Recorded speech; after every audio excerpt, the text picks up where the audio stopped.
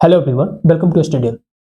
बहुत जल्द क्या होने वाला है दोस्तों, ये जो पूरा नाटो है, नॉर्थ अटलांटिक ट्रीटी ऑर्गेनाइजेशन जो है, उसमें होने वाला है फुट, मतलब उसमें डिवीजन होने वाला है।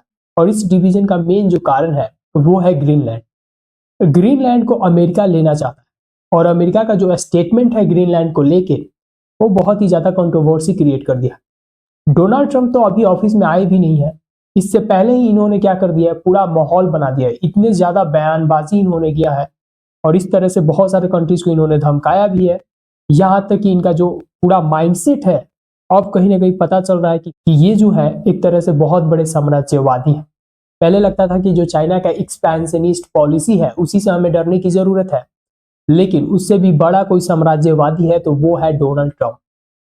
1947 से पहले हमने देखा था इंडिया में कि किस तरह से एक बड़ा सा देश आता है और छोटे देश को क्या करता है, अपना गुलाम बना लेता है और वहां के जो भी रिसोर्सेस है, वहां के जो भी इकोनॉमी है, उसका बुरी तरीके से एक्सप्लॉयटेशन करता है। लेकिन आज के दिन में ये ट्रू होने वाला है। हाल ही में इन्होंने एक प्रेस कॉन्फ्रेंस में बोला कि जो ग्रीनलैंड है उसको हम क्या करेंगे, लेके रहेंगे, चाहे उसके लिए इकोनॉमिक वॉर करना पड़े, चाहे उसके लिए क्या करना पड़े, मिलिट्री का इंटरवेंशन करना पड़े। जी हाँ दोस्तों, अगर वहां पे मिलिट्री भी यूएस को उतारना पड़ता है तो एक वॉर करके भी ग्रीनलैंड को हम कब्जा करेंगे। और इसी की वजह से दोस्तों आज के दिन में नाटो में क्या हो रहा है, एक तरीके से अगर आप देखें तो यहाँ पे क्या हो रहा है, फूट पड़ रहा है। फूट पड़ने का मतलब ये है कि फॉर द फर्स्ट टाइम जो यहाँ पे फ्रांस है, जो इमैनुअल मैक्रोन है, उनके जो कंट्री का स्टैंस आया है, आप सुन के चौंक जाएंगे।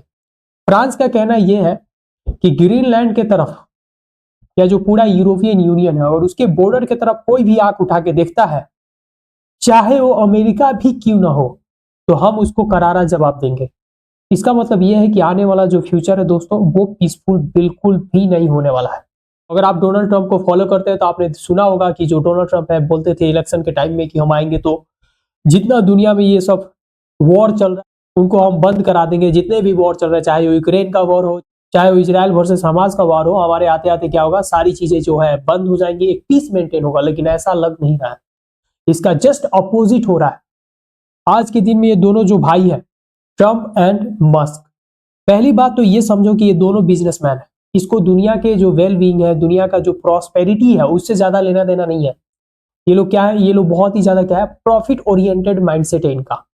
मतलब कहने का ये है कि ये लोग चाहते हैं कि कैसे अपने बिजनेस को, अगर आप ट्रंप को देखें तो ट्रंप का पूरा खानदान, बेटी बेटा, जो भी इनके रिलेटिव्स हैं, सब के सब क्या है, बिजनेसमैन। और मस्क का जो बिजनेस है उसको तो बताने की जरूरत ही नहीं है, चाहे वो टेस्ला हो, चाहे वो स्पेस एक्स हो। मैं ये सारा स्टोरी इसलिए बता रहा हूं ताकि आप ग्रीनलैंड के बारे में समझ सके कि ग्रीनलैंड अमेरिका के लिए क्यों ज्यादा इतना जरूरी बन गया है।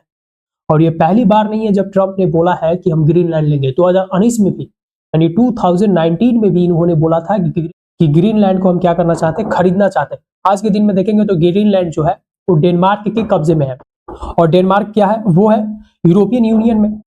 इसकी वजह से ये जो पूरा सिचुएशन है बिल्कुल बुरे तरीके से पैन आउट हो रहा है। क्योंकि दोस्तों यहाँ पे समझने वाली बात है कि फ्रांस और यूके जो है दुनिया पे बहुत सालों तक राज किया।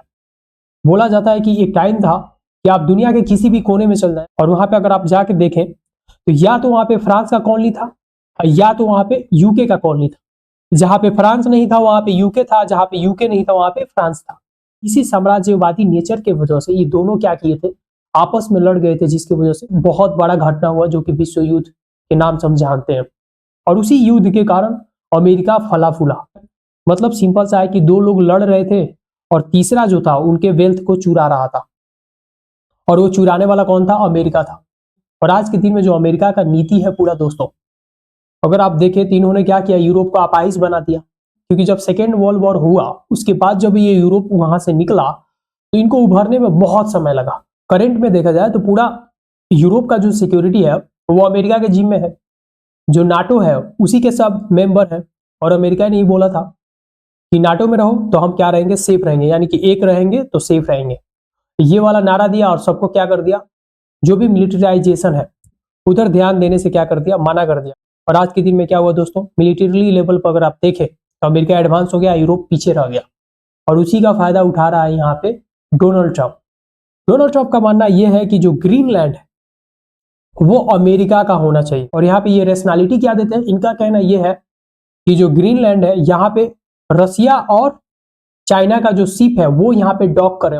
और धीरे धीरे जो चाइना है वो क्या कर रहा है, यहाँ पे कब्जा कर रहा है। इसी की वजह से ये चाहते हैं कि अमेरिका का यहाँ पे कब्जा हो जाए, और अमेरिका अगर यहाँ पे कब्जा करेगा तो ये दुनिया का जो डेमोक्रेटिक नेचर है उसको ये प्रिजर्व करने में मदद करेंगे। हालांकि ऐसा स्टोरी बिल्कुल नहीं है, और स्टोरी रियल ये है कि यहाँ पे बहुत ही ज्यादा रेयर अर्थ जो मेटल्स है वो पाए जाते हैं, जो कि एलन मस्क के कंपनी के लिए बहुत ही ज्यादा क्या है, बेनिफिशियल है। क्योंकि आपको पता है कि जो दुनिया है, जो फ्यूचर है आने वाला, वो एआई ड्रिवन होने वाला है। और जब भी एआई ड्रिवन की बात होती है तो वहां पे आपको चाहिए ही चाहिए, अगर आप ईवीज का बात करते हैं तो आपको बैटरी चाहिए, बैटरी के लिए आपको जो भी रेयर मेटल्स है वो चाहिए। अगर आपको एडवांस टेक्नोलॉजी बनाना है तो अब भी आपको रेयर मेटल्स चाहिए। और आज के दिन में अगर देखा जाए तो धीरे धीरे ग्लोबल वार्मिंग के वजह से जो पूरा नॉर्थ पोल है उसका जो आइस सीट है, जो आइस कैप है, वो धीरे धीरे पिघल रहा है। पिघल रहा है तो मतलब क्या है, वहां पे एक नया रास्ता भी क्रिएट हो रहा है दोस्तों। कहने का मतलब ये है कि एक मैरीटाइम जो सी रूट है वो भी बन रहा है। आज के दिन में अगर आप देखेंगे तो अमेरिका का जो व्यापार होता है, खास करके अगर हम ईस्ट एशिया के साथ बात करें तो एक लॉन्ग सा रूट पकड़ना पड़ता है। लेकिन क्या हो, अगर ग्रीनलैंड के पास क्या हो, रास्ता बन जाए तो ये चीजें बहुत ही ज्यादा क्या हो जाएंगी, आसान हो जाएंगी। डिस्टेंस है वो शॉर्टर हो जाएगा। जब डिस्टेंस शॉर्टर होगा तो ट्रांसपोर्टेशन कॉस्ट कम लगेगा। जब ट्रांसपोर्टेशन कॉस्ट कम लगेगा तो जो इनके एक्सपोर्ट होंगे वो चीपर होंगे। चाइना के साथ आराम से ये लोग कम्पीट करने में सक्षम हो जाएंगे। और इसी कंपटीशन के वजह से दुनिया जो है बिल्कुल खतरे में जा रहा है। क्योंकि इनका जो स्टेटमेंट है कि कभी हम कनाडा ले लेंगे, कभी हम पनामा कैनाल ले लेंगे, कभी हम ग्रीनलैंड ले लेंगे। ऐसा लग रहा है कि आने वाला जो दिन है, आने वाला जो फ्यूचर है वो बहुत ही ज्यादा क्या होने वाला है दोस्तों, डिफिकल्ट होने वाला है। तो दोस्तों अगर एक तरीके से देखा जाए तो दुनिया में फिर से ये जो साम्राज्यवाद का पूरा माहौल है वो क्रिएट हो रहा है। एक तरफ अगर आप देखें तो चाइना क्या चाहता है कि हम भी एक ग्रेटर चाइना बनाए। तो एक तरफ अगर अमेरिका को देखें तो इनका पूरा एक बड़ा सा कैंपेन है, मागा, मेक अमेरिका ग्रेट अगेन। ये पूरा इनका कंसेप्ट अलग है। वहीं इजराइल को देखें तो इजराइल का भी छूट होने वाला है इस बार, द ग्रेट इजराइल। यहाँ पे इजराइल भी अपना पूरा एक्सपेंशन करेगा। और अगर भारत की बात करें तो भारत को पीओके मिल जाए वही बहुत बड़ी बात होने वाली है। क्योंकि दोस्तों अगर ट्रंप ऑफिस में आते हैं तो बहुत ही ज्यादा सिचुएशन यहाँ पे खराब हो जाने वाला है। क्योंकि ये एक्सपेंशनिस्ट का जो पॉलिसी है, मुझे तो लग रहा था कि दुनिया में सबसे ज्यादा अनरेस्ट चाइना क्रिएट करेगा, लेकिन मैं गलत था। अब ऐसा लग रहा है कि सबसे ज्यादा अनरेस्ट कोई क्रिएट करने वाला है तो वो है America, that is Donald Trump.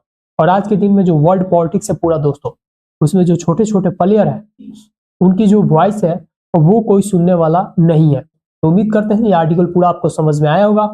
अगर आपको ये वीडियो अच्छी लगती है तो अपने दोस्तों के साथ जरूर शेयर करें। So this is it from my side, see you in the next video, thank you.